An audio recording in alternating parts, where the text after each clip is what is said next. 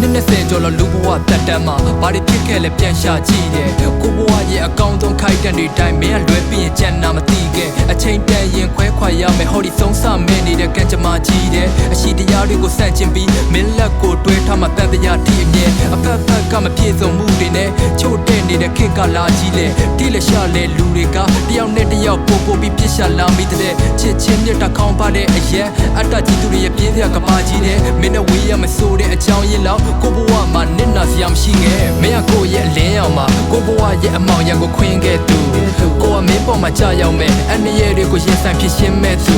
အတိတ်ကမားတွေကိုပြင်ဆင်ရင်းနဲ့ခုအချစ်ဆိုတာပျော်ရွှင်ခြင်းမဲ့ဟုအိမ်မက်တွေကိုကောင်းတဲ့ပေါ်ရဲ့အနာဂတ်မှာရှင်းတတ်မမင်းနဲ့အတူ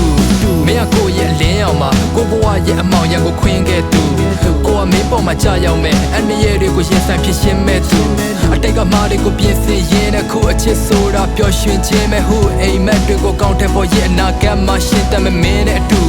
ညာတွေအရန်ပူတော့ညာလည်းမင်းနားမှာရှိနေရင်ရိတ်တမျှအေးတဲ့ကိုရင်နဲ့ချစ်ချင်းမြတ်တာနဲ့လွှမ်းခြုံပေးလိုက်ပါတယ်မင်းမလှလေးရဲ့တို့နှစ်ယောက်ကြားတာစီများစွာယူစနာတွေထောင်းတောင်းသိမ့်မကောက်ဝေးလဲလာခြင်းနီးလေးမလာခြင်းခီဝေးအဓိကစိတ်ပါမေးရဲ့မင်းနဲ့ပတ်သက်တဲ့ကိစ္စသိငါကိုရက်တီပေးခဲ့တဲ့တိတ်ခါပြေနဲ့မင်းနဲ့ဝေးဖို့တစ်ချိန်မှမတွေ့ရမင်းကိုဆုံးရှုံးရရင်ဖြစ်သိမ့်စရာမတွေ့ခဲ့ရွက်ဟောင်းနေကြွေရွက်တစ်တွေဝေးဒီနေရာဒီမှာမင်းကြောင့်နေရေးဖွဲဒီတချင်းလေးပါလိုက်ပါရဲ့မင်းညာတင်နာတင်ပြီးအိပ်ပါကလေးရဲ့မင်းကကိုယ့်ရဲ့အလင်းရောင်မှာကိုဘဝရဲ့အမောင်ရံကိုခွင်းခဲ့သူ